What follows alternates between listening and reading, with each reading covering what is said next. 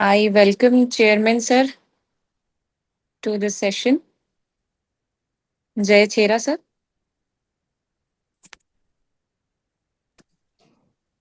Yes, please continue the session. Sure, sir. I, CMLE Day, on behalf of the Professional Skills Enrichment Committee, ICAI, welcome all the participants in today's webcast, Speak from Stillness, Communication Mastery Rooted in Indic Wisdom. I welcome to today's resource person, CA Ankush Vij sir, and others present over, sir. Now I would like to introduce our speaker, Ankush. 1 minute, Uh, hold on. okay, okay. We'd like to invite our chairman, CA Jai Chera, for his introductory address, and that one is inputs for the today's session, and it's a curtain raiser, so that with the great round of applause, we welcome to our chairman, Professional Skills Enrichment Committee, CA Jai Chera. With this, I am handing over the session to CA Jai Chera, Chairman PSC. Thank you very much. Thank you, Sambit ji. A very good evening to all of you. Our learned speaker today, Ankush Vij ji, Milide ji, and the backbone of our committee who actually does all the work, that is Dr. Sambit Mishra ji, secretary to this very important committee, Professional Skills Enrichment Committee. Friends, you'll be happy to note that along with the technical committees, ICAI does hand holding for chartered accountants and the students in other aspects also. While it is very crucial for ICI to ensure that our chartered accountants who are actually and should continue to be experts in income tax, GST, Kamdil and all other things, along with that, team building, persuasion, communication skills, negotiation, all the skills also we're looking at it. With this intention, the Professional Skills Enrichment Committee has been created. Fortunately, I have been the chairman of this committee. The president has been kind enough to give me the charge of this. And thanks to our very strong backbone, Dr. Sambit Kumarji, we have planned out for a series of 100 programs, 100 webinars on different skills, whether it is conflict resolution or it is team building, whether it is delegation or it is visualization, whether it is, communication or it is effective public speaking or it is one-on-one or negotiation, whatever you can imagine, right? Whether it is related to AI, technology skills, right? Whether it is interpersonal skills, right? Or it is drafting or properly, sending the emails, that is written communication, for all the various things which are required for chartered accountant. Why actually chartered accountant? For every person the skills are required. And today's topic is so very important, not only for chartered accountants, but for everyone. See, there are only three things which are common for everyone and always there throughout the life: breathing in, breathe out, and communication. These three are the most crucial thing, right? So communication is that very important. What you are, you know, right? If you really want the other person to understand and act accordingly, then you have to learn the art of communication. This is a very, very, very important art. And we have done a number of sessions on communication, but today's topic is very interesting, that is speak from stillness. Speak from stillness. Now, maybe let me have a little diversion in Hindi. Generally, we use English so that across the country, and why across the country? Across the globe, anybody watching our program does understand. But because it is related to the Indic wisdom, so a little, I must deviate from the terms of language. So in Hindi, in the old, there is a beautiful old song which says, हमने देखी है इन आंखों की महक की खुशबू, हाथ से छूके इन रिश्तों का इल्जाम ना दे, सिर्फ एहसास है रूह से महसूस करे, प्यार को प्यार ही रहने दे, कोई नाम ना दे. And in that it is something like this: प्यार कोई बोल नहीं, see stillness, अंकुश जी, प्यार कोई बोल नहीं, प्यार आवाज नहीं, एक खामोशी है, एक खामोशी है, सुनती है, कहा करती है. So communication, I am sure an expert like Ankush ji, he will agree with me. It is said that 90% of the communication does not arise out of words. It is other than that. Like In Indian wisdom, it was about vibrations. Your vibrations. We talked about aura, right? Our auras interact, our vibrations exchange take place. At the same time, your facial expression, gesture, posture, all these things are very, very crucial. If we look at from the business angle, corporate angle, then the logos, your pamphlets or your advertisement, all visual things. So communication is not only verbal, it can be visual, right? And from Indian context, it is more vibrational. So how to see to it that our vibrations we bring up, right? That is very, very crucial in terms of communication, because if you do that, if you really do that, your vibrations, if you bring up, I'm sure Ankush ji, in terms of Indic wisdom, is going to cover so many aspects out of that, right? I'm not sure what the aspects he's going to cover. I just thought about it, looking at the topic on communication. We had a series of program, but when you talk about Indic wisdom, so this is for the first time I feel that, we are going to talk about the vibrations, right? We Indians always understood that. So these are very crucial. See, when it comes to conflict resolution, one very, very, very crucial, once again, thing is vibration. Suppose I have a dispute with Miliji or with Ankushji. Now, I feel that I am very learned and I start bombarding. Boss, it does not work, right? It does not work. Arguments do not work. I have to convert the arguments to discussions. That is, rather than who is correct, what is correct. The more and more I tell the other person I am correct, the lesser and lesser he is inclined to listen to me. Rather than building bridges, I'm going to build barriers. And that is what the Indian wisdom says. So the most important thing about communication, Ankushji, it is like that, is you. Being you attitude. That's why, हमारे यहाँ पे वो तिलक भी वो you वाला करते हैं, right? If I keep on telling, this is what I am. I'm a chartered accountant. I cleared in first attempt. I'm chairman of this. I did this great thing. The other person said, boss, okay, ठीक है, अपने पास रखो. So one very, very important thing is the you attitude. And that is a genuine you attitude, right? Where you sincerely, so creating those positive vibrations, creating that positive environment, having, it is something like communication also like that 3-course dinner, right? You have to start with the right appetizer. If you straight away start with the khana khazana, main course, many times it does not work. So, how to have that appetizer. If you start with that, and finally, if you are smart enough to put it in brief, in dessert, I think it's going to be a wonderful communication. So I'm sure our speaker is quite learned, and all the chartered accountants as well as students who are watching us through this webinar, I'm sure they all will be learning something fantastic in the coming few minutes. So I thank Ankush ji for accepting our invitation, Mili ji for agreeing to be the moderator, and of course, Sambit ji, without whom this series would not have been possible. And all my dear friends, I thank you as well as wish you a happy learning. Thank you. Thanks a lot, sir, for your vibrations, for your deliberation. Now, moving on to the session, I would like to introduce our speaker. CA Ankush Vij is a practicing chartered accountant with over 2 decades of consulting and advisory experience, specializing in M&A, leadership, and organization development. CA Ankush Vij uniquely blends sustainability as a strategic offering by blending it with Indian knowledge system, aka the idea of Ashtalakshmi.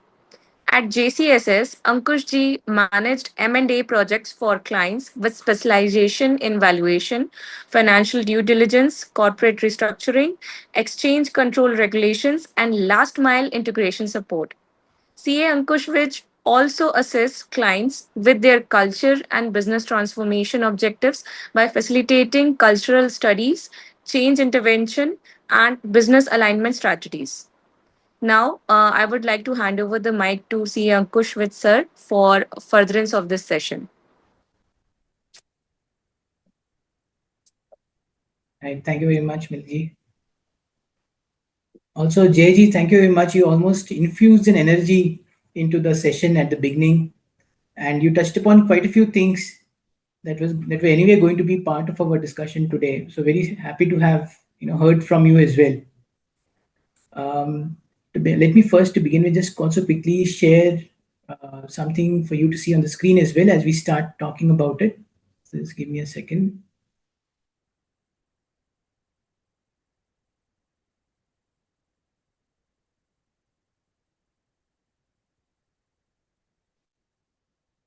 Yeah, so we are, this is the talk, subject of our evening's discussion today. It says, speak from stillness, communication mastery, rooted in Indic wisdom.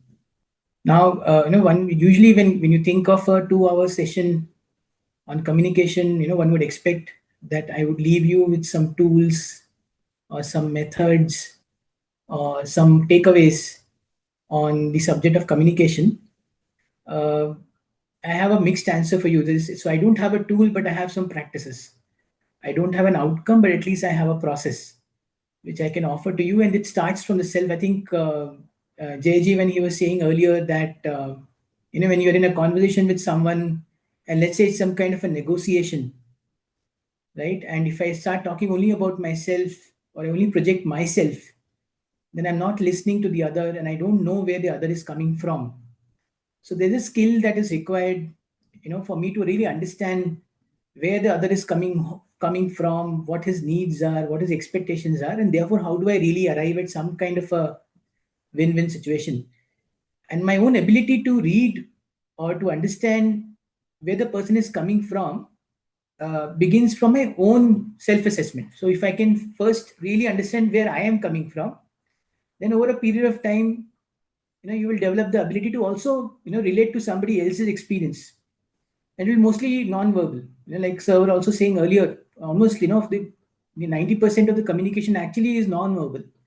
So a lot of the energy that comes through, he spoke of inhale, exhale, and communication. I think inhale and exhale itself is also communication, because there's a prana which is actually going in and out and exchanging it, not in the form of just the air that you're breathing in, but also energy that you're actually exuding and then also receiving back from someone. So in that sense, it's what I'm going to share in the next, let's say 1.5 hours is going to be mostly about how you can really start to look at yourself, where you're coming from, what's happening really, what's the quality or the nature of interaction that I have with anyone, and then clarify that, refine that over a period of time, and then I'm able to see more, and then I can able, from there on comes a very authentic, very clear, well rooted or well anchored form of communication.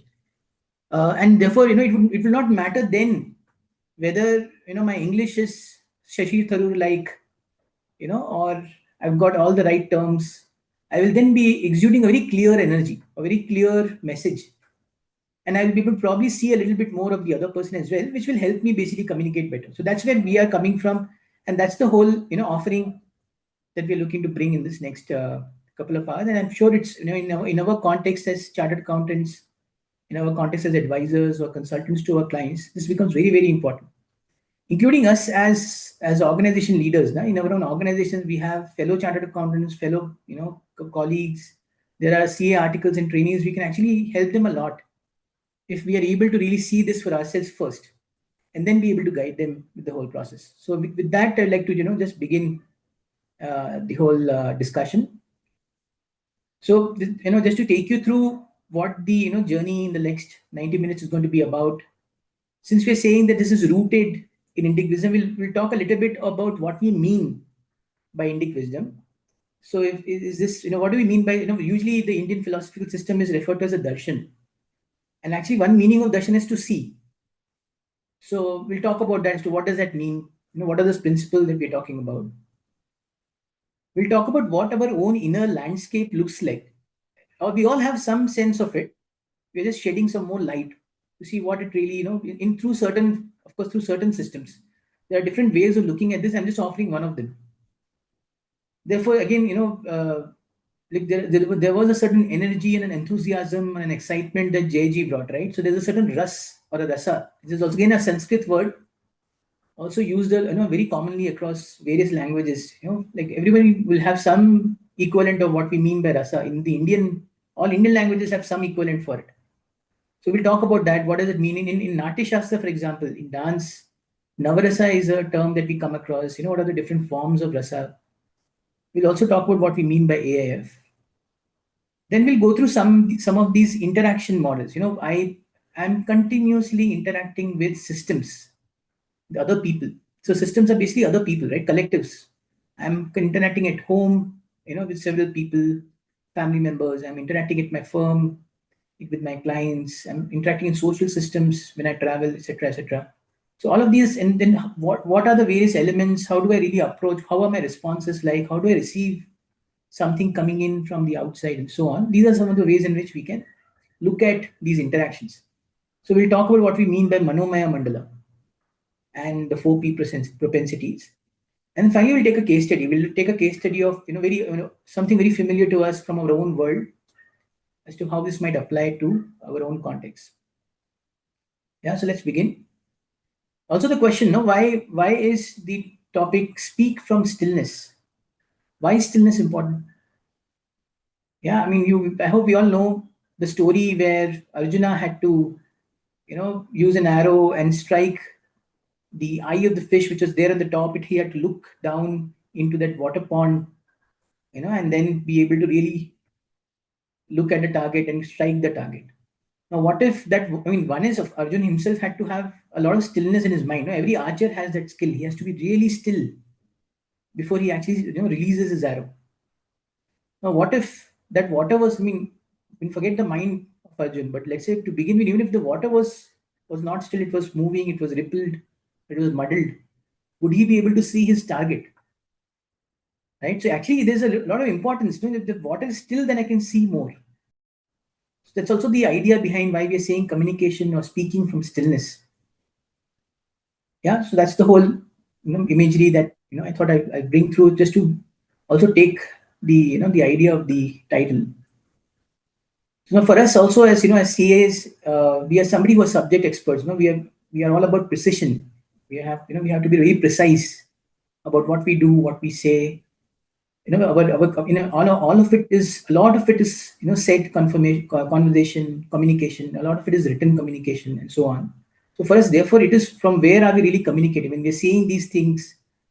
How do we maintain stillness? How important it is for us? I'm sure we all of us realize this. In all forums where we do this.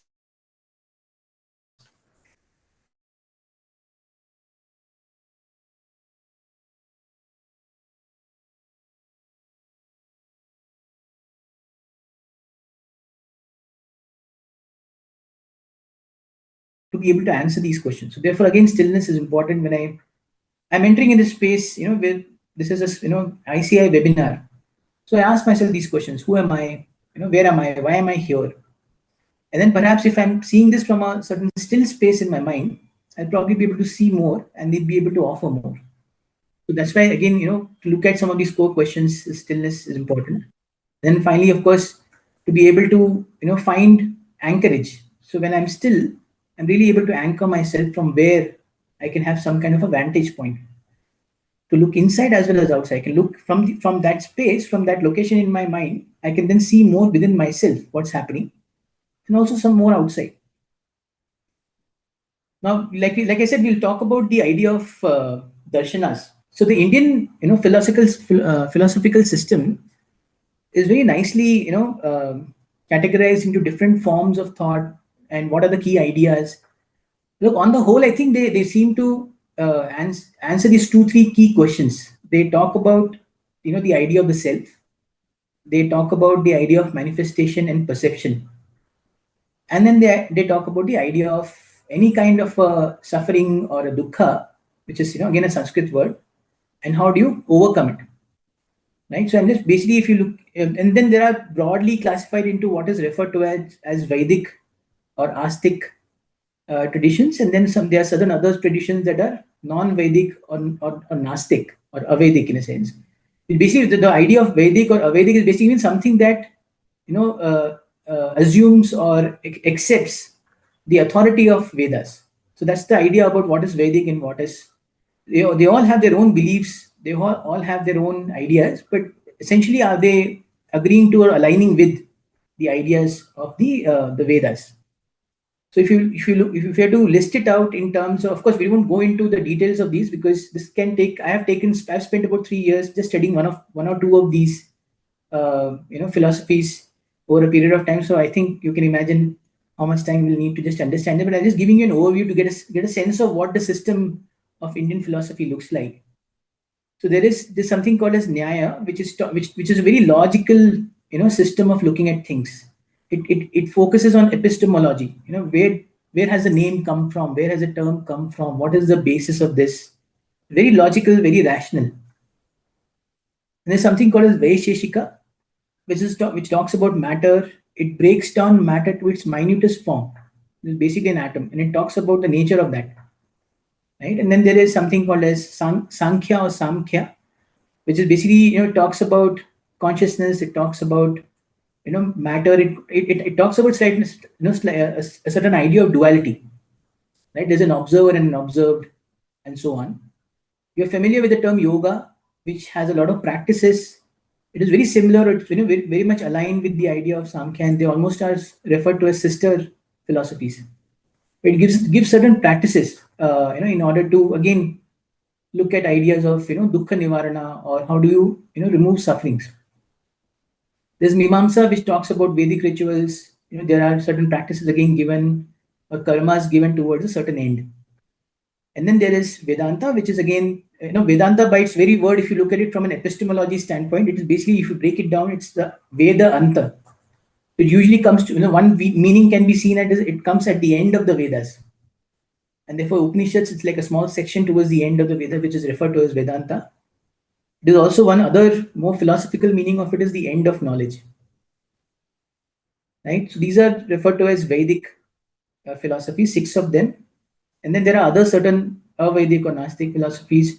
And look, the beauty of the Indian system was that all these philosophical systems were able to have very good dialogue amongst them. And these dialogues have been very nicely recorded and have been commented on.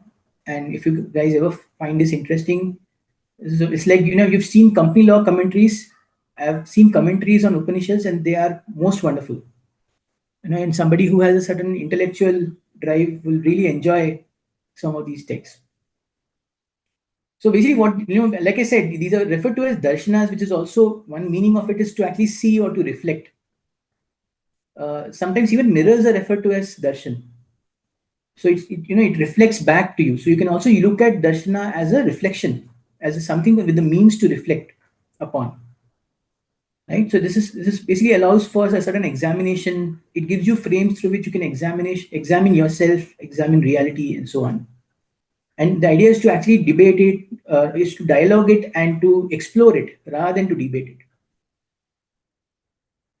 So again, now, like I said, before we actually arrive at our subject today, I just want to place certain key ideas, and then how we finally connect this to communication. So most of the Indic wisdom texts actually talk about the idea of suffering. Right now, I'm going to largely refer to yoga and Samkhya. That's the subject that I also picked up for my own study and practice. And I'll talk about certain ideas and perspectives from the lens of yoga and Samkhya.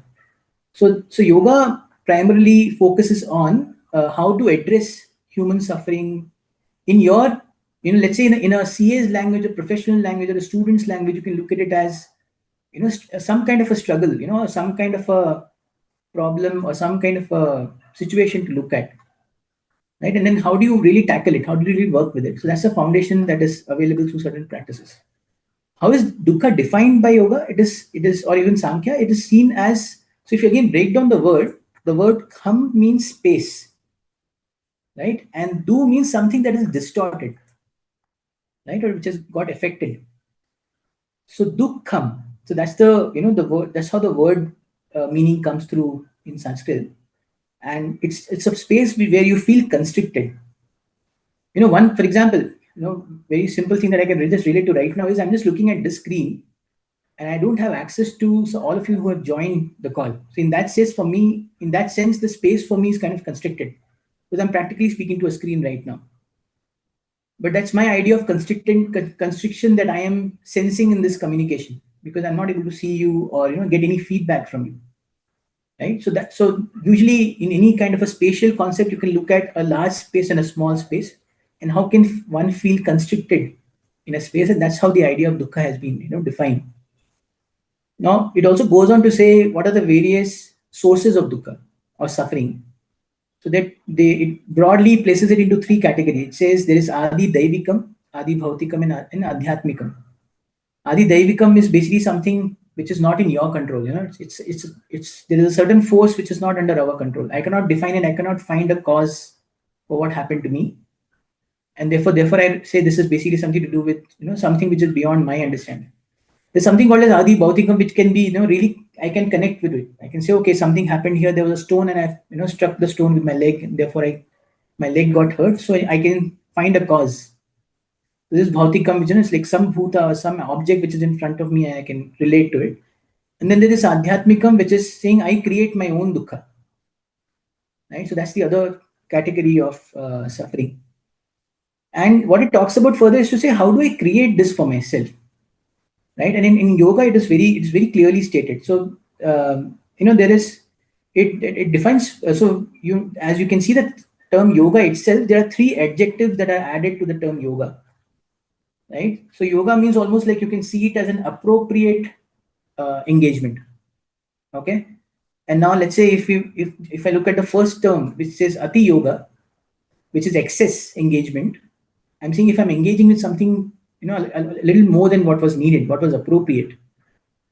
Right? If I like one particular, in CA context, if I say if I have one client, am I focusing on one client too much or one type of service too much? So am I doing an ati engagement with one particular type of work? There could also be the other form, which is hina yoga, where I'm actually doing deficient or low engagement. Then what is appropriate? And then there's a third form, which is called viyoga, which is basically saying complete disengagement. So these are three ways in which I can have other than appropriate engagement, and that creates a certain distortion for me, or creates a certain residue for me, which that muddles my the mirror becomes a little muddled, and it's not clear. So we'll see how that happens, and how that impacts communication.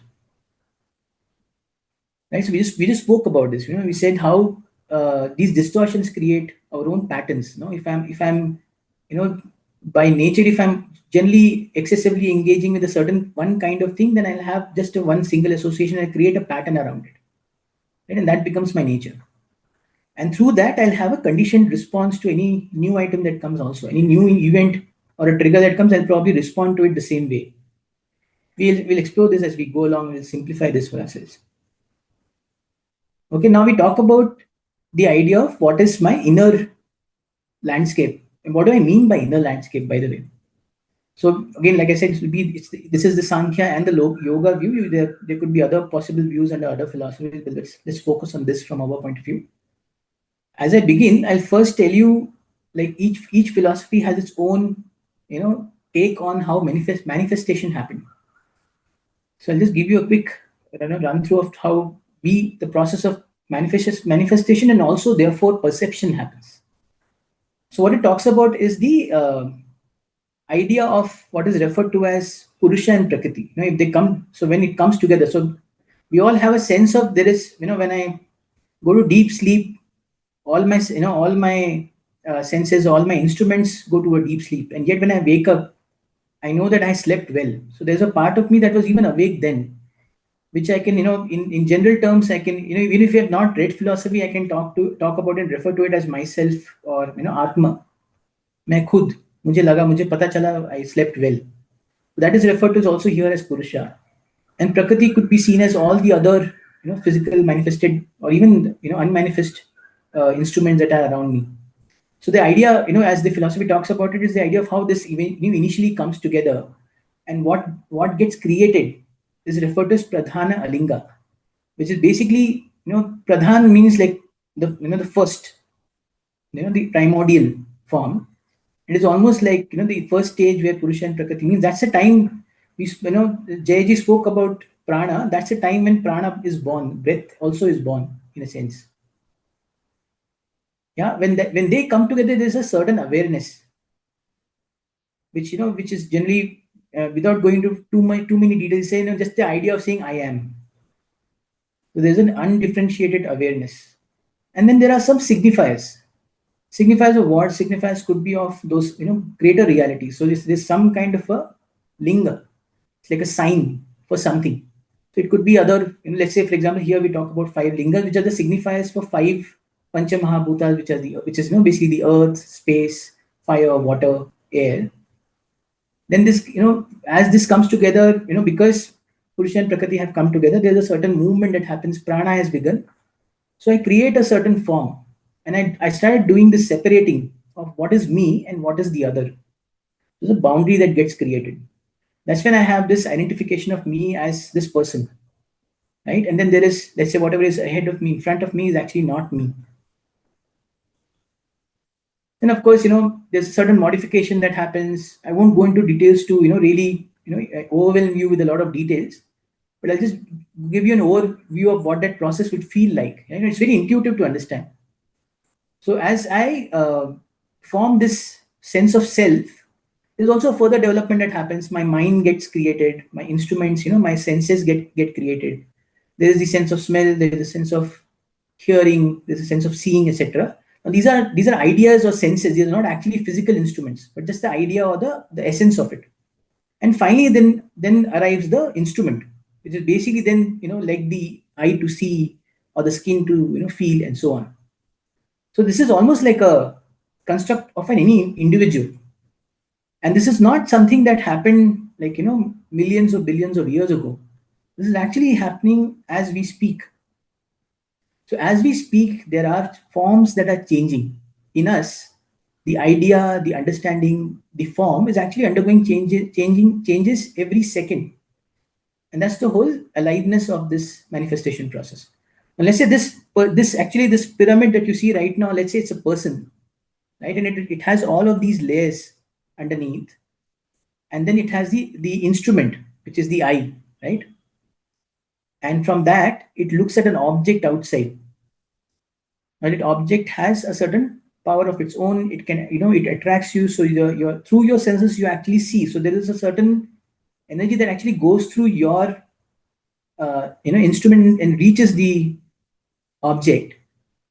It takes the shape of that object, and then it comes back to you, and you receive it. So if you're seeing me right now on the screen, there's actually something inside you which is actually seeing me through the eye.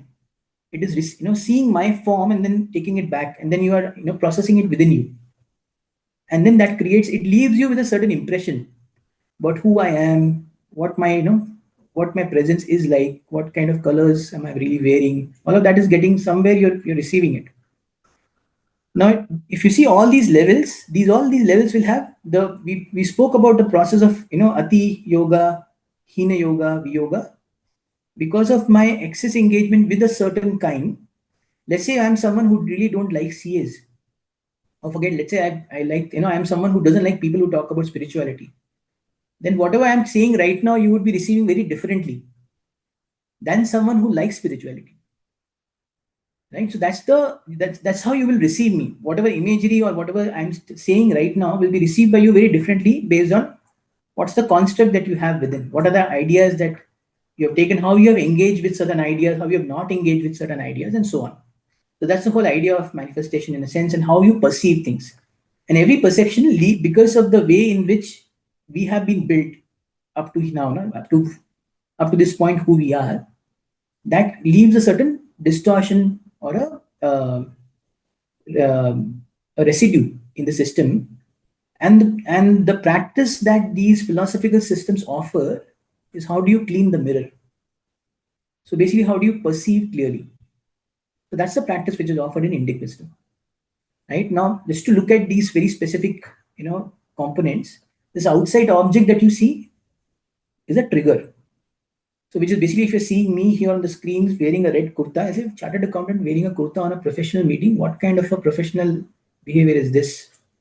That's one kind of a idea that you may hold. I, as an object, am neutral, but I become a trigger for you if you're thinking about it like that. Right? That's an external trigger, external object.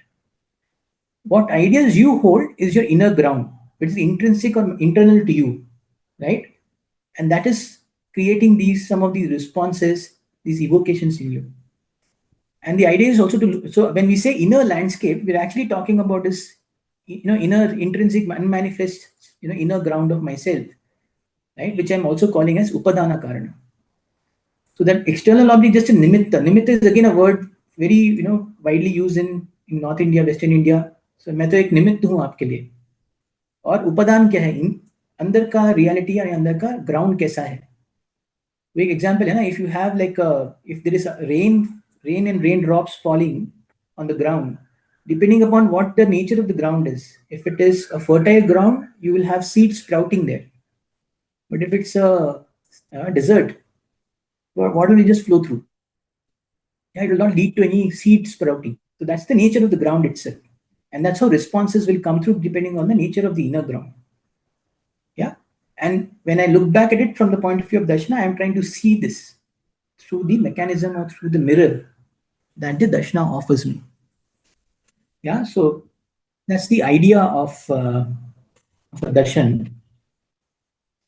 And therefore, we talk about how, let's talk about the nature of the distortion. What happens now when we see something?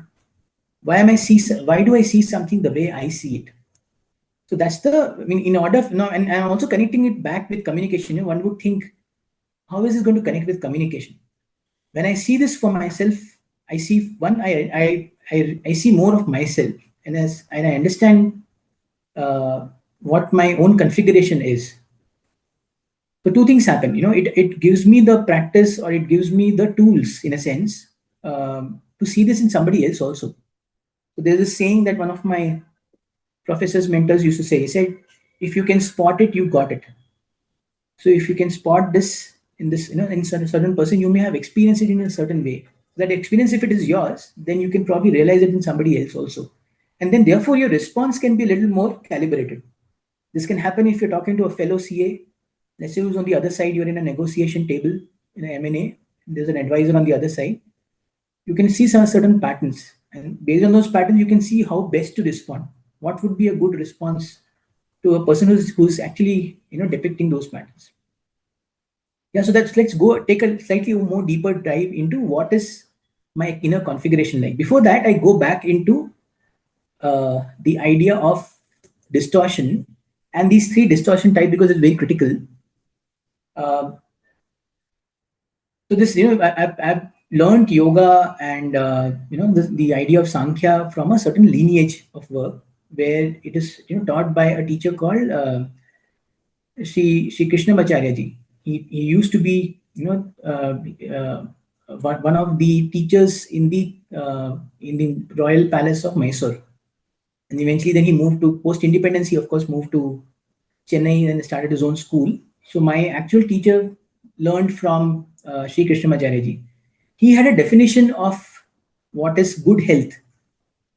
Okay, it said that a healthy person is someone who can experience all emotions as and when appropriate, and then come out of it without any residue. Right? When like for example, there's a certain context or a certain incident that requires the engagement with a certain emotion, which is also referred to as rasa, and then comes out of it. When that need is through, he comes out of that emotion and then stay with himself without any residue. That's the definition of a healthy person, and therefore that's also yoga. The distortion happens when you do an ati yoga. If I have, let's say, an excess engagement with a particular emotion or a particular type of response, that could be one. There is a hina yoga where I actually, when the situation calls for a certain response, I don't respond. And then there is a third one, which is actual complete disengagement or complete not seeing of what might be happening. So that this actually contributes to my distortion in the form of rasa. So let's look at what is the idea of rasa. So now I proceed back to our flow of what we mean by navarasa. Right. So look, there are actually so it's navarasa, right? So there are 9 essential emotions or feelings, you can say. I think that I don't know if there's a like an equivalent term in English that can clearly completely explain what a rasa means, but I think the word quintessence comes to mind. What is the essential nature of any particular feeling? And the word that we use more commonly is emotion, right? So in the Natya Shastra, they talk about navarasas or eight, primal, like prime emotions. So the first one we go about is in a certain progression, and it also kind of connects with what is referred to as the chakra system. The first one that I'm referring to is actually Viram. Okay, let me see if I can show you my pointer and can direct you.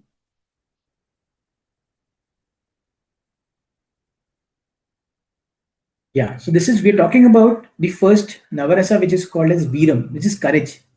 Okay, so typically, when a situation calls me to show courage, let's say I'm out in a amusement park, and I have to actually jump from a height. I summon my courage. I want to have that adventure also, and I summon my courage. So that's the time when I actually bring that emotion of Viram or courage, right? So what it does, when usually when I have to go out in the world, interact with the world, put myself out there, that's the thing that comes up first. So that's referred to as Viram. It basically enables you to take certain action in any given context. It allows you to kind of put yourself out there and take action. Now you're seeing the term the actor, which basically means that as when you look at each of these navarasas, when I as a person have some kind of an engagement or continuous engagement with a particular rasa, I develop a pattern, right? And that pattern becomes what is referred to as here as the archetypal inner figure. So it becomes like a pattern around which I really respond with that particular rasa. So any trigger that comes outside, if my general response is to generally act with courage. So if I'm someone who's a doer, I can just go and do. I don't have to think too much. I can just go out there and do whatever is necessary. I'm a go-getter. So no matter what the situation is, whether it's a okay situation, it's a very risky situation, I'll just go and say, boss, I need to do this. I don't have to worry about consequences. Dekha jayega. Right. So that's the whole actor piece that I'm putting here it consolidates or crystallizes as my way of being. That's one type of an archetype. So archetype basically as a word means how you develop patterns. Right. So it's something that it can happen over a period of time. Today, let's say if I'm 45 years old, I may have built a certain pattern over a number of years. As growing up as a kid, what my experience was, what was my immediate environment like. If my immediate environment actually required me to get into really combative spaces or getting into very courageous positions, then my default pattern will become that of an actor, where I'm actually there always, confrontational, kind of a being there and being able to take on whatever needs to be done, that kind of a thing. Now this actor in the world, when it goes out, it is informed by certain other emotions also. So we'll look at all of these emotions independently also and how they relate to each other, right? So the next um, rasa that I'm talking about is fear, which in Sanskrit is referred to as bhayanakam. Now let's say, what if my growing up, I've been told in general that just be a little careful. You cannot trust the outsider. Don't step outside, you will get hurt. If all of these things are being said to you on and on and on, and as you grow up, how you respond to any new situation or a new opportunity will come from that pattern. And that pattern will become, I have been, whenever I tried something, I got hurt. And that this voice in my head will tell me, you better be careful when the next opportunity comes, you have to really wait, or you have to become very conservative. So that's the victim's voice that plays out if you engage in the emotion of bhayanakam for very long or a continuous basis. You don't come out of it when that appropriate engagement is over. So what happens to a victim? The victim perceives threat. He feels in a situation, he feels powerless. He needs to be rescued. And what are the forms of responses that will come? Usually if there is a situation that comes up, the person will say, "Arey yaar, mere sath hi aisa kyun ho raha hai? I'm feeling a little helpless." These, if you're, some of you may be able to relate with this particular voice in your head. Can you recognize and see this is actually a victim's voice? Now, it might right now come through as a lot of words, right? what we actually do when we do work with this, we actually get, we actually do programs where we invite people and explore these rasas on their own. And then this is not a conversation that happens just like that. We actually work with the emotion. We exaggerate the emotion also just to see how does it feel like. Is a certain emotion in me? Am I having an ati yogam with a particular emotion? Am I having a viyogam, or am I having a hina yogam with any particular emotion? Is actually practiced and seen what is my current situation like. And I draw a body map. So what you're seeing here in the diagram is actually a body, right?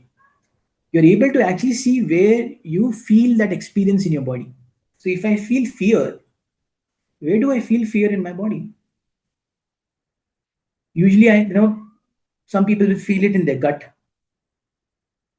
Some people will feel it in the back of their neck, and so on. So there could be different places. So we actually have a experiential understanding of this, and we do a body map where we actually draw and map where do I feel a particular emotion, right? And then as we go along, then there are other voices that we can also hear. So there is the voice of the guardian, which is anchored in the emotion of Raudram. This is the other Navarasa. This is anger. So what happens? The victim, is feeling helpless. Then there is a certain guardian voice which will come up. This is an opportunity. Something like this in the past happened to me. I got hurt, or I'm feeling helpless. I will not go further. I'll create a wall. No, no, no, I can't do this. There's so much requirement. If I have to do a new assignment, if you're going to ask me to go somewhere else, I've got so many things to do. This is not something I've done earlier, or I don't have enough people. Articles have gone on leave. There could be several ways in which I can defend something. I can look at an opportunity and then create like a wall and become, protect myself through a boundary. Right? So that's the nature of the guardian's voice. It is anchored in Raudram. Raudram as an emotion could be something very else, something very different for different people. But when it gets consolidated, it can actually it will have the energy of a guardian, which will create boundaries. So you cannot really cross that boundary with, once I create it. So what does it mean to work, deal with something like that? So if a person ahead of me, let's say in front of me, my client has a guardian energy, how do I break through that guardian, that wall? And how do I have a conversation with that person? How do I get him to drop this boundary? That could be a situation that we may have to do once we recognize that there is a guardian that has come up in the other person. Similarly, there is the voice of the judge, right, which is anchored in the emotion of aversion, जिसको हम लोग संस्कृत में बिभत्सम बोलते हैं. It's like disgust, right? It's like, it's like if you're sitting right now and what if your keyboard was filled with dog shit? You will have an aversion to it, right? It'll smell bad. You'll always want to puke. That's the kind of emotion or the physical response that it will generate for you, right? And if I have that, if I become conditioned to that kind of a response, the voice in my head will be something of a judge. Will basically want to judge anything, including myself. It's a double-edged sword also that way. So when evaluates experiences through criticism, judgment, and you create a certain distance. And there's something called as a beckoner. Beckoner, is something who, like, somebody beckons, it calls you. It's like an adventure calling you, some kind of you feel very enamored or wonder, you're filled with wonderment. Oh, what happened? Somebody showed you something new. Oh, this is something that I should be doing. Then next year somebody tells you something else. And there's one other opportunity, I should maybe look at that also. So you're not able to really anchor yourself. So while it is, this particular voice in your head is anchored in a certain emotion of wonderment, it can have its own patterns that can get created over time. There are positive as well as negative sides to these patterns, right? What can happen is you can actually, it can beckon you into a new opportunity also, yet it will not let you stay with any one particular idea. Those are some of the characteristics of the beckoner. Now, these 5 voices that you see right now are also referred to in a sense as lower voices, in the sense that they actually pull you down. Like if any of these voices are dominant in you, then it tends to distort your own, vision or your own seeing of what is there in front of you, right? So how does one work with it? So how does one begin to lower the volume, so to speak, of any of these voices in our head? So then there are these other voices also that are there. Sometimes these other 3 voices that I'm about to show are not heard or are not seen because the volume of these first 5 voices is very high. So one of the practices that we actually do in an actual physical program is actually we allow people to see this. So once you do your rasa drawing, you come to know, okay, this is where my emotion seems to be lodged. I seem to be doing over engagement with a particular emotion, or a particular voice seems to be dominant in my head. When I start to see this, no, I'm already starting to create a distance from it. So I'm no longer that voice, and I can see more. And then some of these other voices become audible for me. What is that voice? That is, let's say, the voice of a friend, which is also referred to in terms of the rasa itself. It is referred to as shringaram. This is affection. So it creates a certain connection, it creates intimacy, it creates some kind of a harmony. So you're able to accept someone for who they are. So in your own head, if you're able to hear the if you're able to feel shringaram, you're able to hear the friend's voice, you will have the like forbearance or the capacity to look at all this and yet accept yourself, and then look at what possibilities lie ahead. That's the idea of a friend. So this actually has a potential to look at and transform some of these other voices that we just saw. Yeah. So then we have, once we're able to touch a friend, then perhaps holding that hand of the friend in my mind, I can then look at what my dream is, and how I which is again anchored in the rasa of hasyam, which is how, tell me how difficult it is. I can, if I ask any of you guys to actually just show me what would it be like if you are angry, or let's say if you are fearful, there's a good chance that a majority of the audience here might be able to bring up that emotion faster.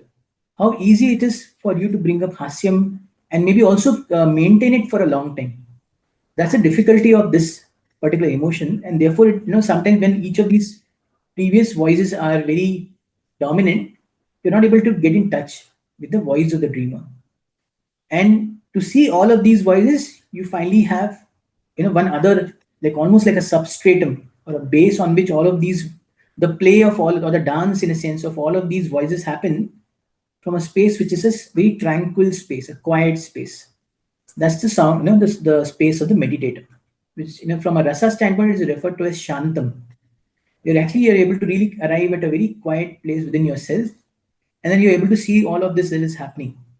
So you're not, once you get in touch with the friend's voice, you're not able to, you will not get swayed by any one particular voice. You'll see all of it, but you'll not give in to any one particular voice. You can see the play of what's happening in your inner ground. And then when you see a new trigger outside or a new event outside, there is a certain choicefulness that is created in the space that gets created once you are in Shantam. So that's a whole practice that we offer actually in programs, in physical spaces where people can come together and work with this.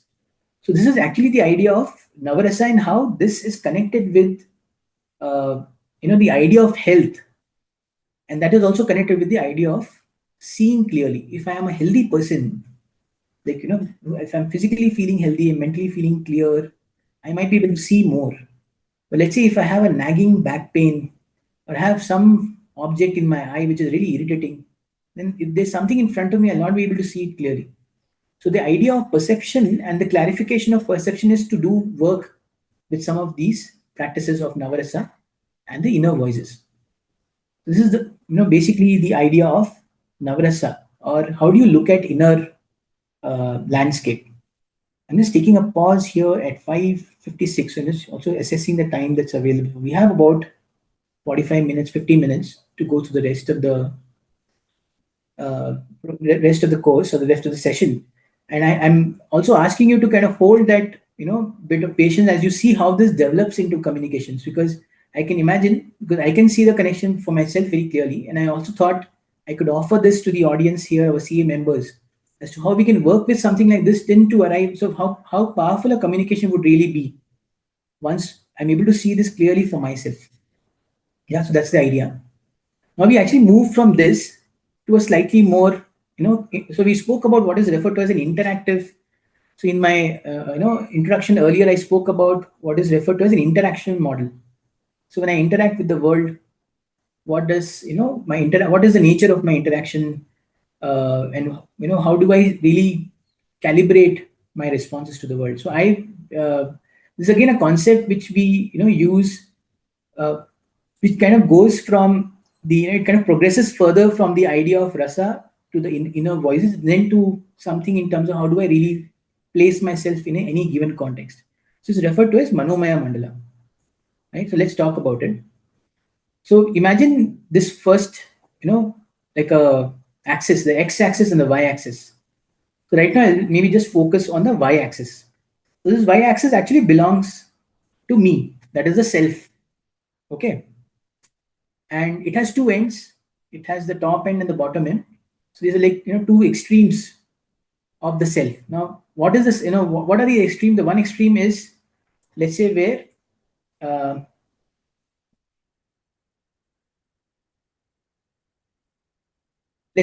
I am, experiencing myself in a very uninhibited way, which means what?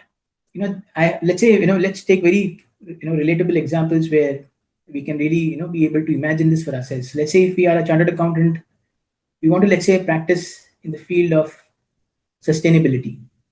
And it is something that I would like to do. I would like to go out in the world, and I think I've done whatever is needed to be done to understand, what the principles are, how I would like to practice. I'm going about it in the way that I best can. So I look at all the possibilities. I really put myself out there and go to various forums. I talk to prospective clients. I talk to existing clients, and I really put all the ideas that are in my mind out there without any reservation. All my principles, ideas, my thought processes are really out there for people to see. This is one end of the spectrum. What is the other end of the spectrum? What if I feel that maybe I'm not ready? What if I feel a little reserved about, maybe I need to do more. I'm not sure if the way I am saying this will be accepted by my existing client or new client. So I'm feeling a little inhibited about whether I should put myself out there in this particular field or not. Right. So that's just to give you an example of what that spectrum means. So uninhibited and inhibited, self experience. Whether when I'm putting myself out there, what is it that I feel? And let's say the other axis, the x-axis now, is about the world. That's my client, that's my peers, my generally the outer system with which I interact, and how it receives me, right? So let's say it receives me at one end of the spectrum in a very unconditional manner, where let's say if I've taken the same sustainability example forward, I take it back to my client. My client is very happy, that Ankush has come up with this thing. Also, we can now implement this. This seems generally has done very good work, so I'm sure he's going to do good work in sustainability also. He really accepts me, right? That's one end of the spectrum. There's the other end of the spectrum where the client says, I already have got so many things to do. I don't think we can spend on conditional. No, I don't think I can spend on sustainability as another area of work. This will add to our costs. This will, we don't even know if we'll get any value out of it or not. Looks like this is just a fad, and so on. So there's a lot of conditional response to what I'm putting myself out there. And when I put these two, lines together and I form these four quadrants, you see there are these four spaces that get created. So if I look at the first space, right, it is we can maybe talk about it in the form of quadrants. So this first space, which is basically the right hand top corner, yeah, I'm referring to it as Q1. Okay, first quadrant. Because I'm seeing, and it's basically a combination of me and the other. It could be me and my client, me and my peer, me and my subordinate or whatever. And I'm seeing what's the nature of conversation, the nature of interaction in this space. And it's me myself putting out there in an uninhibited way. I am not feeling inhibited, and my system or whoever I'm talking to is also receiving in an unconditional way. So there's a very good interaction that happens. So there's a lot of mutuality. I feel nurtured because whatever I'm putting, actually the client is accepting me, so I can actually do a lot more work in that area. I get support for this. So full expression, the world fully receives me. There's a lot of play there that happens. I can really work with ideas with my client. The client also appreciates me. There's a lot of trust. So all of these ideas that you see, love, devotion, all of these are possibilities in this space. They can also be collusion, right? So maybe the client wants to get just some information for free, so they can also collude with me and they can say, okay, tell us more, and I'll tell them more, and they can keep getting more and more information with me. They could be faking, and so on. There could be captivity, theft. These are all possibilities. Now, in terms of just placing the rasa there, usually if this is a very functional space, it is operating very well, then there could be a lot of dreaming hasyam that happens, shringaram that can happen here. A lot of work can happen here with a lot of positivity around it. Now let's go to the other quadrant, right, which is quadrant 2, which is what is happening. I'm still going out there in the most uninhibited manner possible. But when it comes to my context, it is saying, no, boss, hold on. First, wait a second, just figure out, let us also figure out what you're trying to say. What are the pros and cons of it? I can only accept this, but I cannot accept that. So there's a conditional acceptance of whatever I'm trying to offer. And there could be a lot of rejection also. So what happens? I mean, by the way, he can also say, the client can also say, yeah, I've got another CA who's also talking to me on a similar topic. I would also like to see what he says, and then maybe I'll compare it. You also give me a quotation. We'll compare this. There's a lot. There could be some competition here. This is also, by the way, a negotiation space where we do a lot of negotiation with clients. So what happens might there could be ways in which I can come across, my terms versus your terms. There could be extraction. I could feel victimized. Why is the client? Why is the client, taking a lot of information but not really accepting my proposal? There could be a lot of negotiation. So it's actually a competitive space where you need a lot of, you have to actually come through with a lot of power, with a lot of conviction, and then really win your case with the other side. What if there is a total rejection? The client just completely rejects you, or at least gives you a conditional response. Because again, there's a spectrum. And what if I am feeling very inhibited about it? As it is, I have my own doubts on what I'm offering is valuable or not. And then the client also gives me a lot of conditionalities. So then I get into this space where, okay, it looks like there's a lot of ifs and buts. There's a lot of doubts. So I did, basically withdraw myself in a space where I really start looking at things for myself. This is basically, I withdraw, I do some more research, I just stay with myself. Maybe I should develop this offering better before I can go back, because I'm not convinced that the client will receive me fully or not. This is like an inhibited space. The world is not receiving me. Seems to be loneliness. There's withdrawal. There's some emptiness. There's some self-absorption. So this is a place of solitude, exile. I think what is referred to as agyatwas also. If you go back to some of the principles or some of the ideas in Mahabharata, this is where the Pandavas were. When they had to do a agyatwas, or be in an exile for some time, where they had been rejected, no? In a sense, they were not allowed to stay in the society for some time. And they went and did their own study, did their own, exploration. They were also wounded, they licked their wounds, they, spent time healing themselves and so on. So that's the space where you actually, I'm just also highlighting what's the nature of the interaction in this particular space. And what is this space, the last one, which is quadrant 4? Here, I am feeling inhibited. I'm not too sure, but looks like the other side is still very receiving of me. Here, the nature of interaction is such that even with my own doubts, I may come through with some doubt, but the client is more accepting of me. This can actually become a space of learning when I can get some feedback from the client, work with it, go back again, come back. This could become a space of learning. A lot of learning spaces, have this kind of an energy or this kind of a interaction. There's a lot of humility when you interact with the client. You receive the feedback well. There's a lot of dependency on the client also. They can be empowering by the client. Client is actually encouraging you to do some more work in this area, and so on. These are some of the, again, the words that you see there, again, ideas. I'm studying in a certain space and I'm receiving feedback, going back and building my own competency, and so on. Now, why would one draw this? Now, could you relate to something like this in your own world? For the audience that is here, can you actually go back to some of your client conversations? Can you go back to some of your colleague conversations and see where do most of your conversations lie? What's the nature of the interaction with the other? Yeah, or even if you look at some of the turning points in your lives and how you responded to those turning points, what was the energy that really led you to cross that threshold? Or what were you left, even if you, as you remember it today, what is any rasa or voice that gets activated in your mind? Can you see this? That gives you a certain map or a structure or a configuration of, looks like this is where I'm mostly, my center of gravity seems to be here. I seem to be, responding like this to situations. So I can actually create a what is referred to as a radar map, where I can say, I can create X and Y coordinates, depending upon my, style of interacting, my style of communication in each of these quadrants. It will almost become like a radar diagram. So I may have a, let's say, a high Q1, style of operating, maybe a little less Q2, medium, very less to medium Q3 also, but I seem to have a high learning quotient, so maybe this is also high. So I can create my center of gravity in terms of where am I really, leaning towards when it comes to my style of operating and interacting in the world.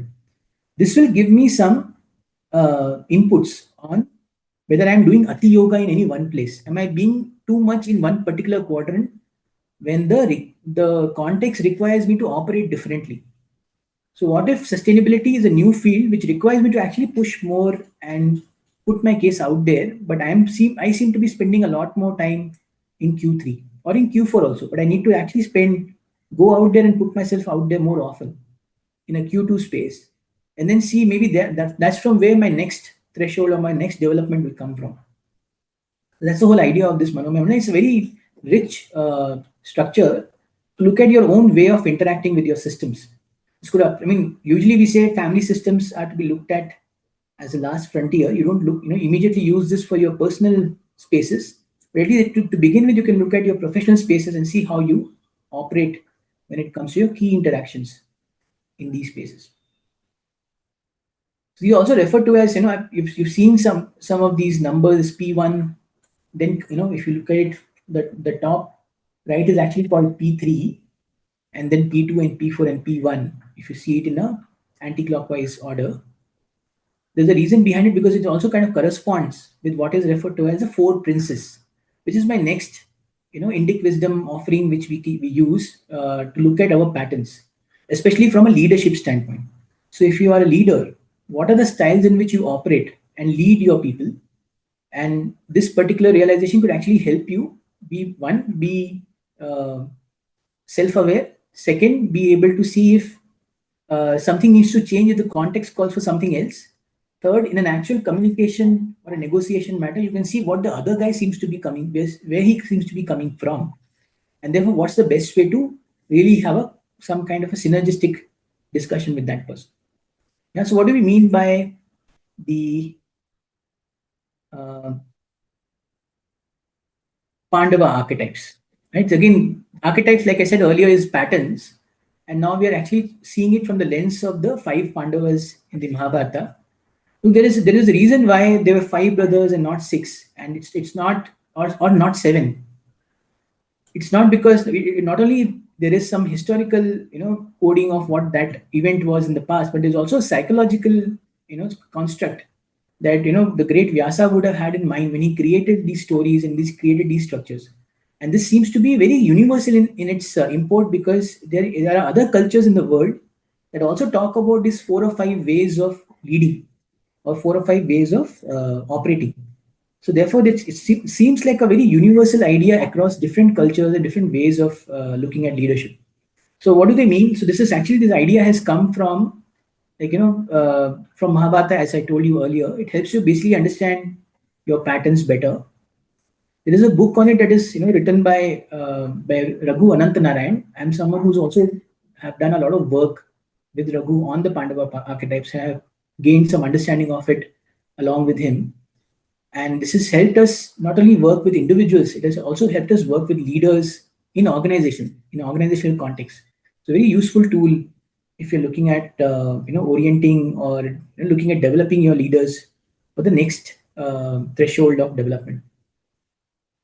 So what does it say? It says that these patterns, actually the four Pandava princes and their particular patterns actually exist in every one of us in some proportion, right? And these are actually ways in which we exert or we display our power.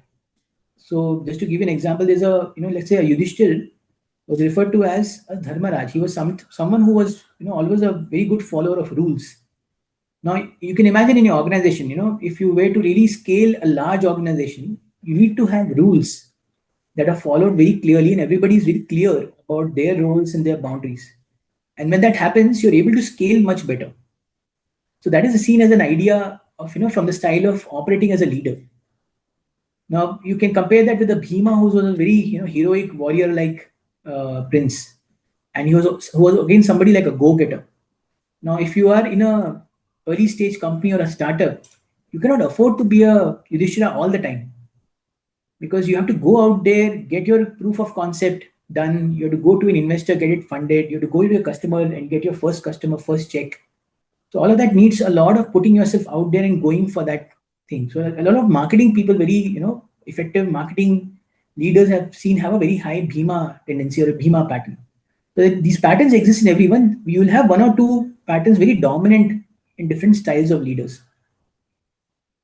How they, like we spoke about it earlier, how do they form? They form because we have had our earlier experiences in life, our tendencies in life that shape our view of the world, also shapes our emotions, our behaviors in the world, and that's how they are formed over a period of time. Now, each of these patterns have positive as well as negative aspects. So positive will mean it will really help me, mobilize something, and negative could be, it's just that I'm not able to see some of the problems that it might cause, and that may it will become like a blind side for me. So what is important is we look at not only the positives of any particular pattern, we also see what is it that we are not able to see if we are dominant in any one particular pattern, and how do we compensate for it, or how do we develop for it further. And finally, like we said, this whole narrative of a Mahabharata, by the way, is referred to as the fifth Veda, and the reason for that is a lot of stories and narratives in the text actually allow you to have a very simple understanding in a very experiential way of how each of these leaders or characters in the story develop over a period of time. So the Pandavas in particular, for example, look at their patterns when they actually go into Ajnatvasa. They look at what were the shadows or the negative sides of their patterns and how to overcome them, and then they come back, and again come back and gain glory again. That's the idea of working with archetypes through the Mahabharata. Let's also look at very quickly some of the characteristics of the four princes. Like I said, the Yudhishthira archetype is something where it represents dharma and order. It is focused on creating error-free, efficient, predictable processes.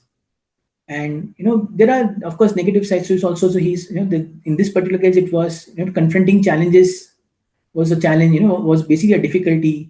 Like in Yudhishthira's own story, his own weakness for gambling was something that came through as a shadow for him. Then these are some of the positives and the negatives of the P1 style of leadership. A Bhima is someone who embodies strength, passion, action. But at the same time, it could also be someone who would not be able to see everybody else's need in the system. Nakula is someone who's known for being a very caring prince. He had a certain ability to even look after and heal people and even animals. He was able to talk to animals. So his energy actually represents that of really being able to create infrastructure and being able to take care of all the components in the system. Right? So this energy is also associated. This pattern is also associated with inclusivity and passion and compassion. The fourth prince as well, Sahadeva, represents learning. So he was somebody who could actually, he was very good with, astrology. So he was able to predict what might come up in the near future. And he worked very good, very well with data. He was able to work very well with various inputs. How do I collate them and arrive at some kind of very, data-based solution? So if you look at, for example, a research and development wing in your organization or a knowledge development wing in your organization, the one of the primary, patterns or qualities that a good R&D person or knowledge person will exhibit will be that of a Sahadeva. Now, these are different patterns, like we said, and they come with their own positives, with their own negatives. How, if I know that I am a very high Yudhishthira and a very high Sahadeva, let's say, what do I do in situations where I'm asked to actually respond like a Bhima, or I'm asked to respond like a Nakula? How do I even identify those situations? That's where the quality of the fifth brother comes in. And he's someone, if you know the story well, he asked the right questions. And then, the person who answered appeared. So he was someone who could actually look at the whole context. He could actually bring himself in the middle of the context, right? In the middle of the whole war between the two armies, and then ask those key questions. And then he could find answers to those questions and then integrate, the responses that came through with, and then arrive at his own decision on how to deal with whatever is there in front of him. So this quality or this pattern, in fact, looks at how do I integrate, my own propensity of the people around me. So can I actually invoke the quality of an Arjuna in a negotiation context, where I can look at in what really is, for example, if I'm representing my client, in a very delicate situation where I know that my client cannot afford to lose this particular deal, then if I'm aware of the context, and even if the person in front of me is being unreasonable, I will make sure to not, get back to them in the same tone. I'll handle it very, very carefully, because there I will have a certain understanding of the context, an understanding of how important it is for my client. So that's the integrative quality of the Arjuna propensity. So what it does, it actually looks at some of these dilemmas. I think we as chartered accountants, as finance professionals, actually find ourselves in a lot of these situations, where even as within a company itself, we look at handing all of these different functions, department heads. How do we operate and make sure that they all come together and tie up very well? Even when it comes to managing audit assignments, how do we make sure that we work with different process owners, different department owners, and get the best out of them? These are some of the dilemmas that we deal with if we are able to invoke the space. Once we know this, how our awareness of all these realities will help us deploy the best possible course of action. So that's another quality of this particular archetype. And then any kind, these are usually Arjunas are seen as change makers. So if you can go back to any significant change maker story in your industry, in your own experience, you might be able to find some of these situations, some of these conditions being ticked by that particular change leader, where he will make sure that there is a certain dissatisfaction that he's sitting on. He has a vision. He's able to really integrate some of these, cooperating, coexisting realities, and yet he's able to actually arrive at the first step, which is largely, fair or largely supporting of everyone in the context, and then come up with a change that can actually overcome whatever resistance that is coming. So basically, another quality that I've seen here in the Arjuna space is that of consensus building. So how do you build consensus in a system where there are varying opinions of different stakeholders? It's also an Arjuna quality. I think we've arrived at a point where we can actually close to see how we can deploy this. Yeah. So there is this case study that I thought I'll share with you, where all of that things that we have seen so far. We have looked at some of the ideas of how do I perceive things, what is my inner landscape, right? What is the way in which I respond to my system or to my immediate counterpart? How do I know this? How do I see this better, and then create that space for a different response, not a default response? The whole idea of being able to work with this knowledge is to see how I can actually have a more measured and a deliberated response to a situation. So in this case, we have our subject, which is basically an audit manager. So we're calling him Raj. Naam to suna hi hoga. He is basically an audit manager, and I think for I can really relate with a lot of audit managers who might get overwhelmed around this time of the year. We're at May end already. And although some good news has trickled in, work still remains the same. We still have to make sure that we get most of the work throughput done by July. Yeah. So what is the situation? Let's look at it. Okay. So then he's basically in an audit engagement where his one of his major client disputes. So it's an audit assignment. So he would have had some audit findings for a particular situation. Client actually disputes most of his findings, the key findings. So he's feeling a little unheard. His own team actually feels a little unheard by him. Yeah, and they feel a little demotivated. So that's a situation that he's dealing with. There's a client which is not agreeing with him. There's a team that is not feeling heard, that doesn't feel like it is in sync with him. What is his inner state like? So he's feeling stressed, especially this time of the year. I can imagine with these multiple client engagements happening, he must be feeling a little in this particular situation, he must be feeling a little stressed, a little defensive in front of his own client. His own how do you think his own mind might be operating?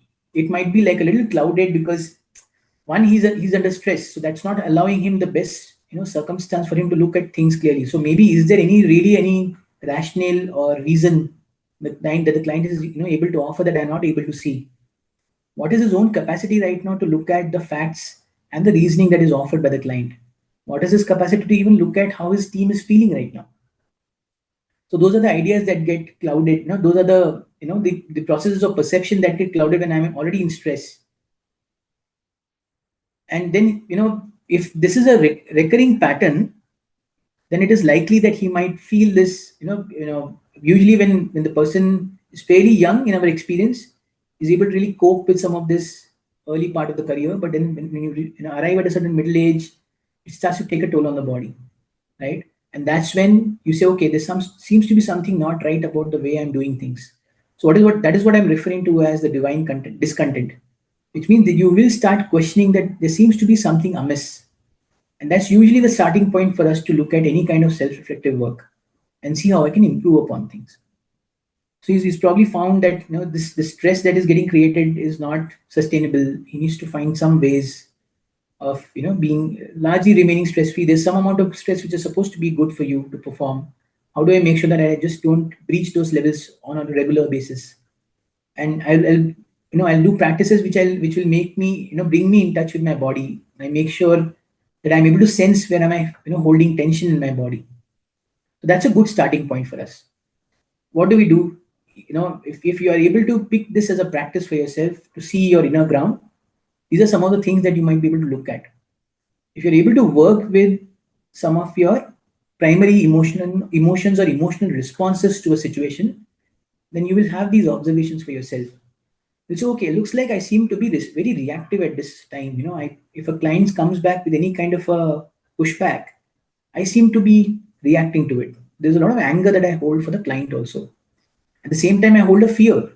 What have I done something wrong? Is it something factually or reported wrongly, stated wrongly? It's the same could apply to my team also. Where in my communication with my team, am I really listening to them? What are my dominant responses? Am I being angry with them also? Those are some of the inputs that I will find when I really do this work for myself. Then I say, okay, while these are the primary responses in terms of emotions, what is the voice in my head? Am I feeling like a victim of the situation? Am I being unfairly pressured at this time of the year? Usually I've seen last year these things were same things I had reported in a different way also. How come this time the client seems to have a different response? This is being a little unreasonable, and I know I don't have enough team members and these people are going on leave. So you get into this voice in your head which will say all of these statements. So can you then recognize the nature of this voice and where is it coming from? And is that your patterned response to any situation? They could also be a very strong judge where you can be being very critical of your team. The client is like that only. The team is like, these Generation Z and whatnot has been a dialogue which is there for some time in our groups. And the fact that we're not able to understand Gen Z and we're being very judgmental of them. Those are some of the stances or pauses that we can take. What is the archetype? I'm being again, since I'm defending my work, am I really open to input? The fact that I've come from a certain reactive response, are my guards already up before the topic is even introduced to me? And am I carrying this whole persona of myself, as somebody who's a manager? So I have to be authoritative in what I do. I have to carry this expert persona, right? So I'm also carry this with a certain pressure, and I can't be seen as someone who's doing very silly mistakes. So these are all the things that might be actually going on in my mind. So how do I arrive at even observation like this? I think there are practices given where you can at least begin to start working with your body, with your breath, then being able to see some of these rasas through rasa practices as well. There are actually physical practices that are offered and breath practices that are offered to look at this, and then being able to do drawings, where you're actually, and also to do it in, with not with your dominant hand, but your non-dominant hand. So you're not supposed to become like some artist who will draw some beautiful drawings, but actually look at what's coming up for you when you think of some of these, when some of these visions or images, arise in your mind. What do they mean? So you just start drawing them with your non-dominant hand just to see what comes up.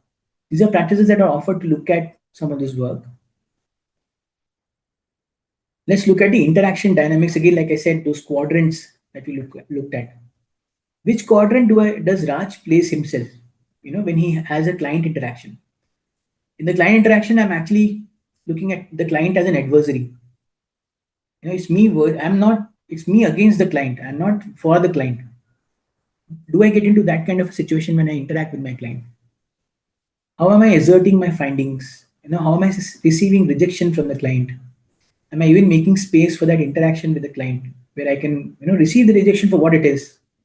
And if let's say I'm not in a situation to either answer it or respond to it because I'm not feeling coherent, do I have the ability to actually take time off? It's okay, maybe I'll get back to you in some time so that I can collect myself, I can really look at it closely and so on.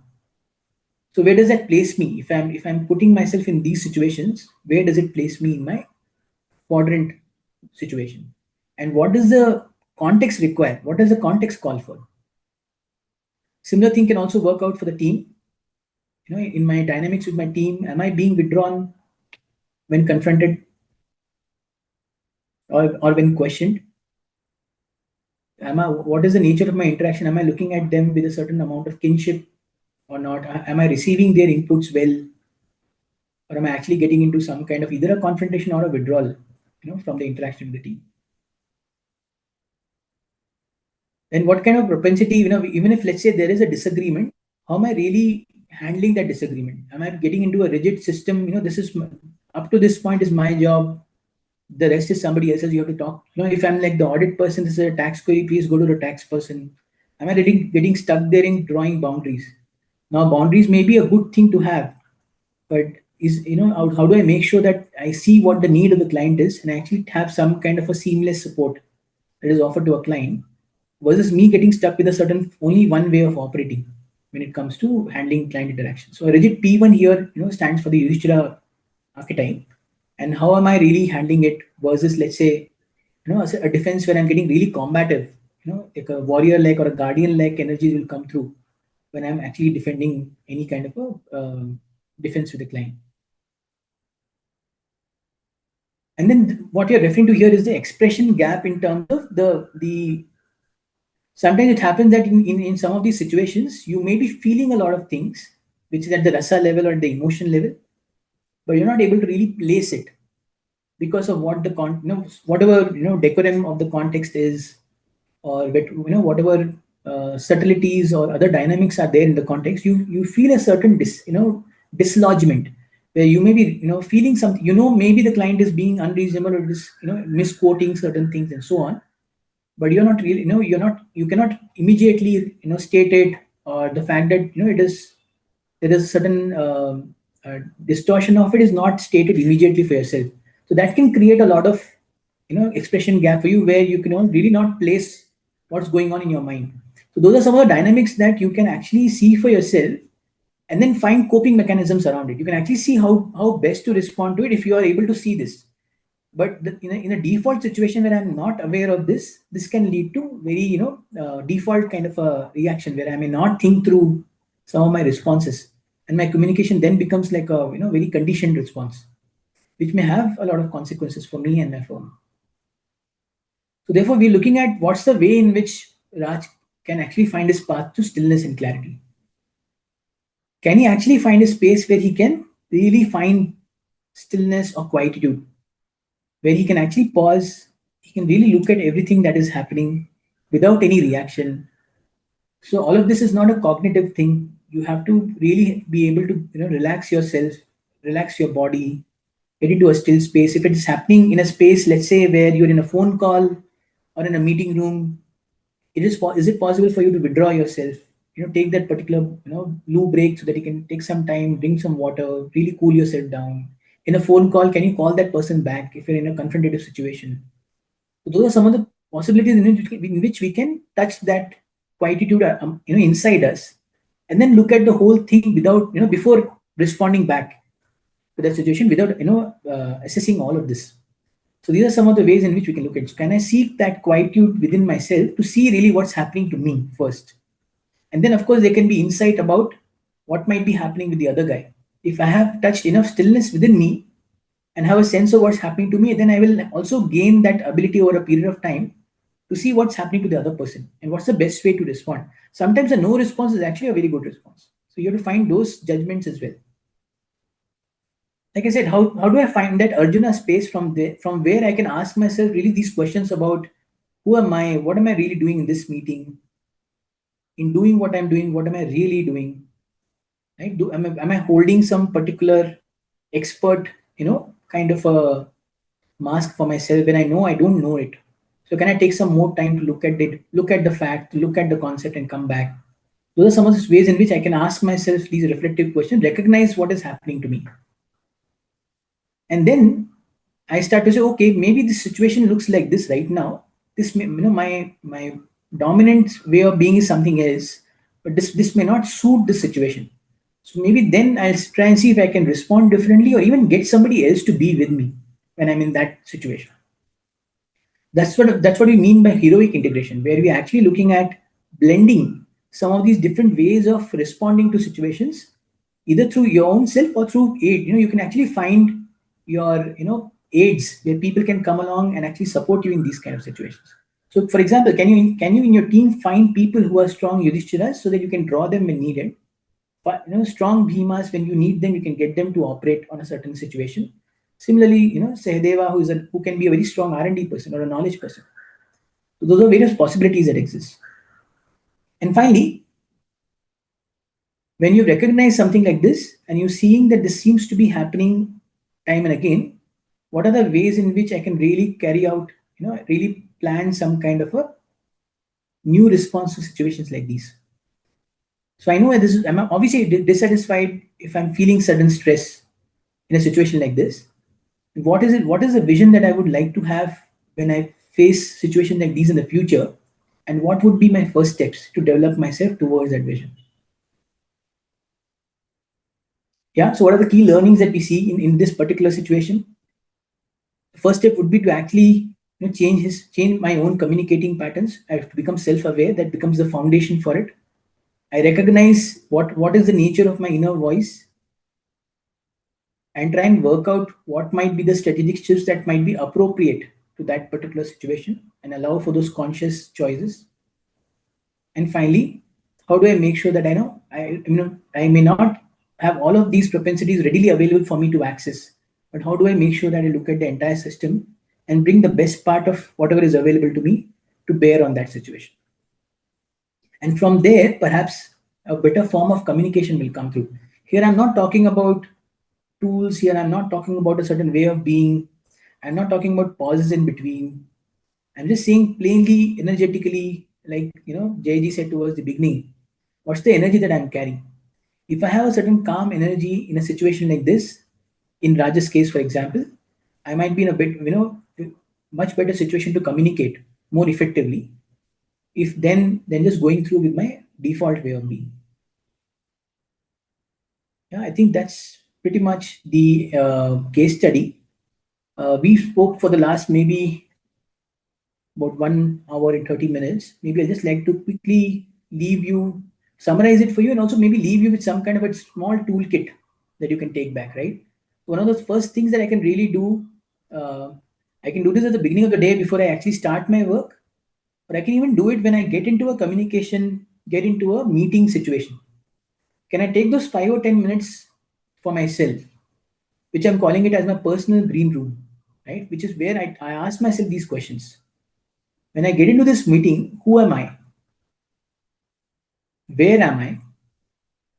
And why am I here? So when you actually ask yourself these questions, you actually again create a gap. You start seeing something more. So you're not already your default version. You're actually seeing something that is inside you that allows you to create a certain space where you can see more. So this is a practice that I feel is very strong when you actually get into any kind of a meeting and you just assess for yourself. There's also a check-in, for you to, before you get into any meeting, to check in with yourself. How are you feeling? That allows you to kind of anchor and orient yourself as you get into the meeting.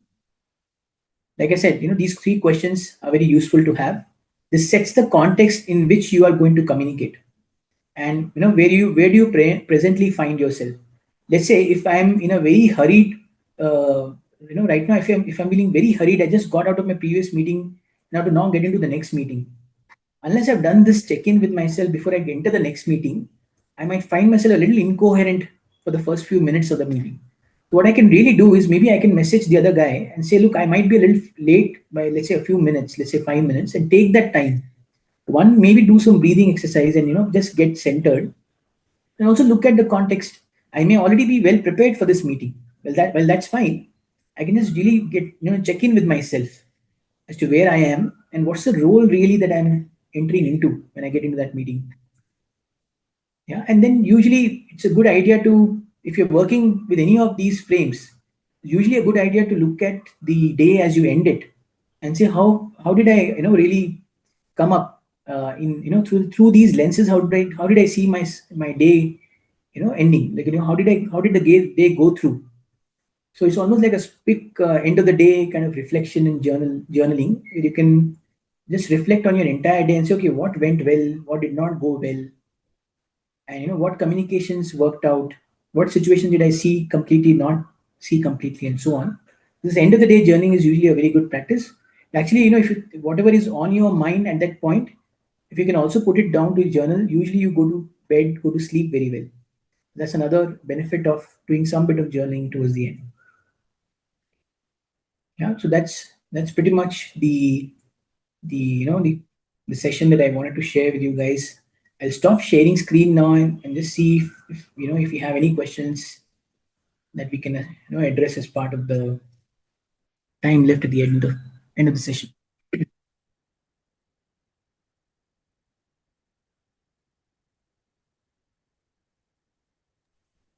Uh, Sir, if you allow, I have a few questions. Can I ask? Yeah, please. Sir, in the initial part of the session, you said that the way we think, the way we process our emotions, is largely based on the fact how we were raised or how was our past environment when we were growing, right? So I struggle with that because being a girl in a society and I belong to a very tier two, tier three city. So I was raised with like you have to fear, you cannot be outspoken and so things. So how can we get past that? How can we reshape our thought process? It's very difficult for me to do that. Yeah, so Mini, what we can really begin with is just to observe it for once. So don't get into what can we do about it, because usually what happens now is so the fact that you come from a tier two city and then there was a certain narrative that was offered to you now by whoever, like your immediate surroundings and caretakers. Uh, there might be something more underneath, right, as to where they might be coming from and so on, and how you received it and so on.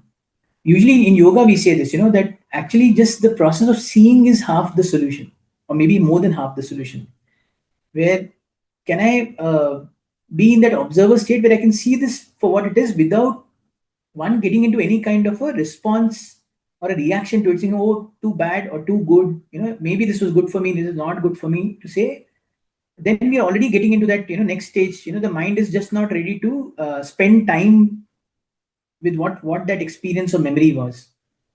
So this usually happens as part of our practices as well, where we can stay with a certain practice and then just stay in a certain um, just to stay with that observation and not immediately looking for the next step. So that's usually we've been born and brought up that way. In schools also, like action orientation is seen as the most productive way of being, and it is before we can even arrive at what might be the right action, we need to see the situation more clearly.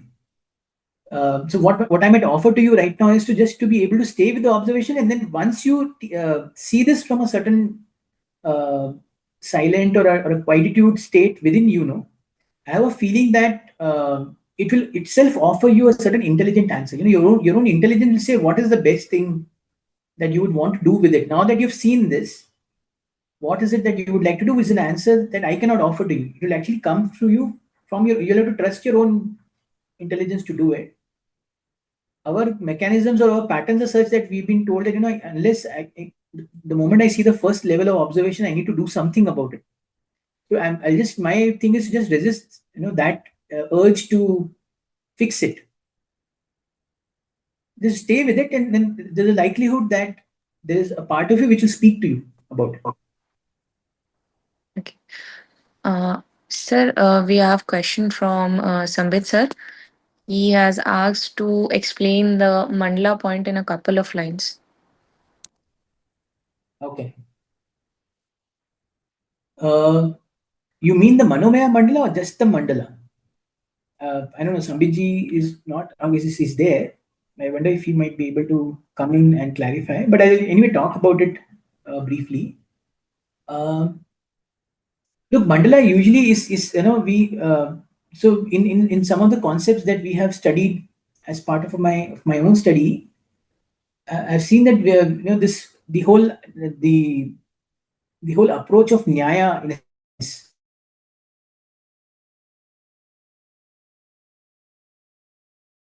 as one of the ways of looking at stuff.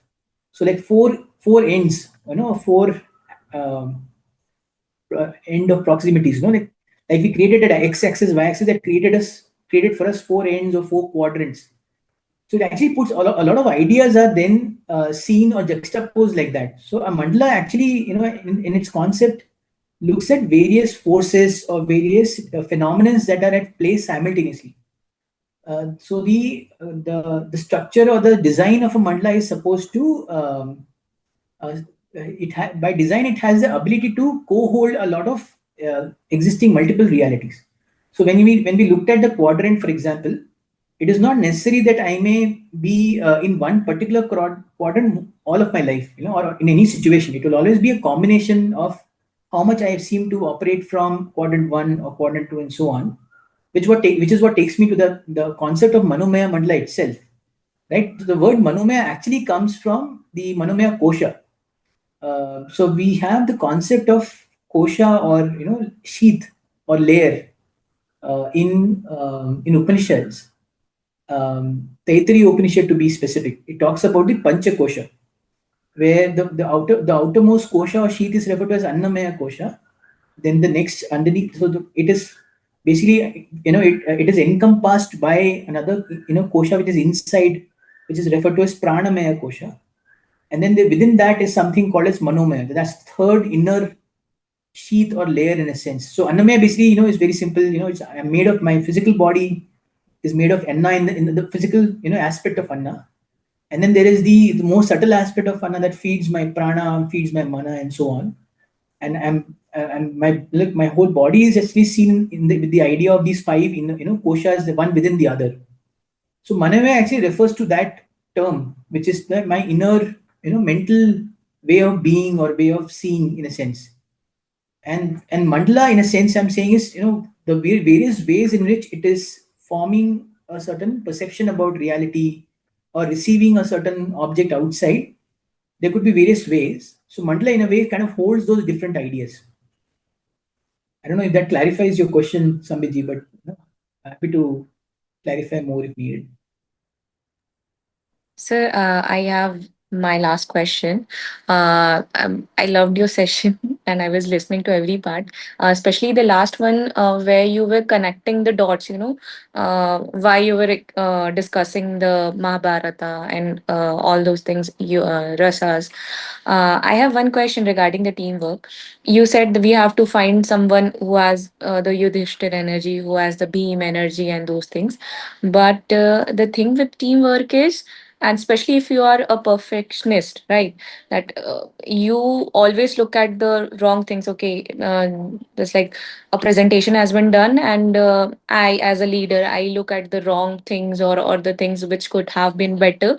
And sometimes that makes me, take out my anger or frustration, or what, I don't know a better way to put that, upon my team. And at the end I feel very guilty that they their best, right? They tried as per their understanding, and why I have put that pressure of perfectionism upon them. So I just want to escape that guilt. I don't want to put the pressure upon them. How can I overcome that? It's a I must maybe then invite you to one of our programs, maybe, that we do that process where we, it's usually a 3 to 5 day kind of a program, online as well as offline. Usually what we end up doing, it's like a slightly, so I still give it some kind of an, attempt to give you an overview of that. But usually the idea is to, you're already making these observations about how how you felt about it, how you responded to your team members and so on. So it's a good starting point. So you're realizing that, look, I seem to be doing this. And obviously, this is creating some discomfort for you, right? Because you feel guilty by the end of it and so on. So, like, what I would usually, I would think I'd probably go back and look at my own processes. I'll do, I'll first build my own practices around it also, to be able to see this for better. So why am I being the judge that I look? I'm also hearing, when I heard you, I could make out that there's a judge who's saying, look, this is what it should be. This is what it has come to. It is fairly low, from my expectation. So there is a certain tendency to judge, which is, very, very, by the way, Millie, it's very universal. So we are all human, then therefore it's in a sense, it's there, some amount of it is there in everyone. The question is, where does it come from? So what's the quintessent emotion which kind of leads to it? What are my own experiences that a lot of, I mean, I'm only a question to myself. I'm saying, has it become my center of gravity? Do I actually respond to it very similarly in a lot of other situations also? If yes, then what would, why would that be? So the question usually, what we, in our work, we don't say, why is it like this? Or, what should I do next? So one of the primary questions we really ask ourselves is, where is it coming from? So in doing so, we tend to, be able to look, we try and look for more instead of getting into some kind of a pattern of, one is to blame ourselves or feel guilty, or to respond and say, no, I need to correct myself, or compensate for it. Let's say, now that you felt guilty, would you go back and, give your team a treat to say, no, no, no, now that I've been so hard on you, what do I do? So there is, most of the work would end up, being with yourself, where you ask yourself these questions: where is this coming from? And there are certain practices which will aid that, that practice of seeing better or perceiving this better. That in its own will bring in a change when the next time the situation happens, because you've been working with this and seeing this, attempting to look at it more. There's already a gap that you are creating in your default behavior, and from where you look, usually there's an idea that for something to be seen, the seer has to be subtler than what is seen. So if, let's say, if I have to see this hand in front of me, it has to be like a physical thing in front of me, and my eyes are subtler than this. And if I know that I'm seeing, there's a part of me in my mind which knows that there's an eye is an instrument and so on. I won't get into the semantics of it, but the idea is that uh, you're actually already, touching a certain subtler space from which you're seeing a behavior. The moment you do that and you practice it more and more often, the next time such a situation comes, you already created a gap in your object and the response. So the object is obviously outside. Your team has, done some work, they offer it to you. They would do it independent of who you are. But you have a certain response to it. And now that you're starting to see it more often and work with it and ask yourself these questions around, where is this coming from? What's my inner ground like? And so on, you're already creating a response gap. So before the next time, if a similar situation happens, maybe a part of you will say, okay, looks like this is something I've seen before. So I have a choice. I have a choicefulness in not having to respond the same way that, like, I usually do. Maybe you will take a, maybe you will take a break, or maybe you look at it better. Or you probably negotiate more time with your client, so that, you're able to look at it again, talk to your team, and say, systemically, what can you change about the team not repeating that mistake without you having to get into a response pattern with them. That's the whole, I'm really offering in this session is, I don't have any ready-made tools that you can just use, start picking up today and, start operating tomorrow. It's only a practice which you Yes. can only do over a period of time, and then develop that capability or capacity to see more and communicate better. And I have a feeling it's much more enduring than just having a tool. So if I were to teach you, say, no, actually, before you really, judge them, maybe you should pause a little and then say the same thing with better effect. It won't work. I mean, beyond a point, it won't work. And it may have some initial effect on them, but they may see you as coming through very authoritatively, but it won't change anything for them. But if your own energy, like I think JG really exactly put it in the beginning, if you change your energy about it itself, that will have an impact on them, and that can change the entire dynamic for you. So then, and also going back to your configuration of the thing, that's a very Arjuna level question. Okay, I have a team which will work on these similar scenarios, and every time these scenarios will require the quality of a, let's say, a Bhima, or a quality of a, let's say, a researcher like Sahadeva. How do I go back and develop that ability with either in me or in my team? That could be a work that happens at leadership levels, across organizations, where they say I need to have people to have certain types of ability to respond to situations. And if a certain situation is coming through more often, then I need right people for the right job, or the right propensity for the right response.